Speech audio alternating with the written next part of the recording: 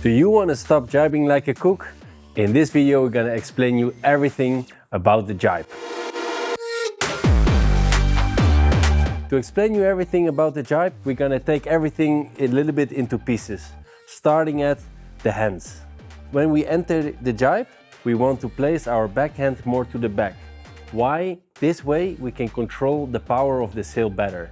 If you have a lot of power in the sail, it's easier to pull harder, so you make the jibe a little bit tighter. And when there is not so much wind, it's still easy to control without pulling a lot to your hand. Then once we are finishing halfway the jibe and we want to start working on flipping our sail, we slide the mast hand all the way to the mast.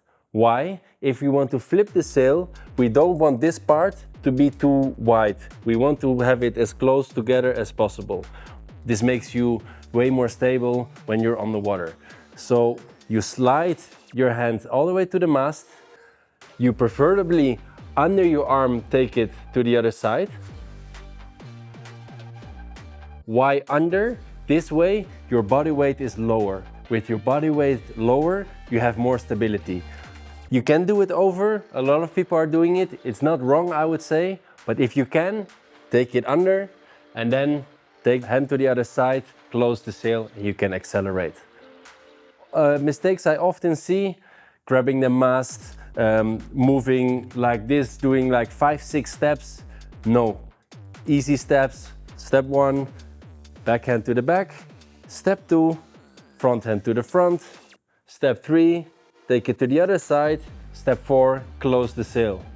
I only want to see 4 steps. That way you make the best smooth jibe possible on the handwork. Then we move to the feet. What we really want is always to make sure you bend your knees. If you have stiff legs, the moment you hit the chop or you get a gust or whatever, you're very sensitive. The moment you go through your knees, you can control everything better. Then, when we take the back foot out, entering the jibe, do this a little bit before, just to make sure that you're safe. We're gonna move the foot to the other side. There is quite a wide range where you can put your feet. It has to be on the other side of the board if you compare it to the center, and somewhere between your front step and your back strap. If you always jibe very tight, make sure you put your foot a little bit more to the front. This way it's less aggressive on the rail and you can really make your board carve a little bit nicer. Do you enter the jibe and you have the feeling you cannot really carve but you keep on going straight? Then you have to do the opposite. Put it a little bit more towards the back. But on your own gear, I would recommend to try the middle, front and back 3 different places and see what fits you best on the gear that you have. Then we're gonna work on the timing. We would really want your jibe to be half a circle. If you have, for example, halfway the jibe, that the jibe is really cut, you will lose a lot of speed. The same way, when you enter the jibe and you really continue a long way, you lose speed, you lose momentum, and you will never make that planing jibe. No, that's why we really want your jibe to be half a circle.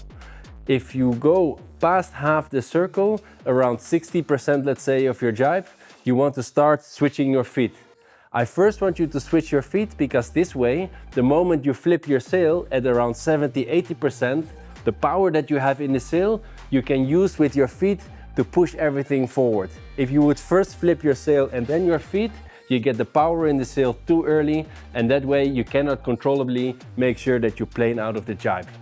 This timing is something people make a lot of mistakes. They flip too late or too early.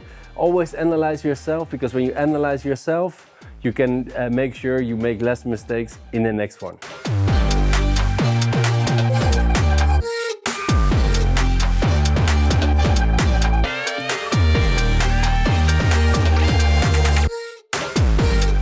Do you think that the tips in this video are helpful for your session? Make sure you subscribe and check the other videos as well, because we have way more tips for you available.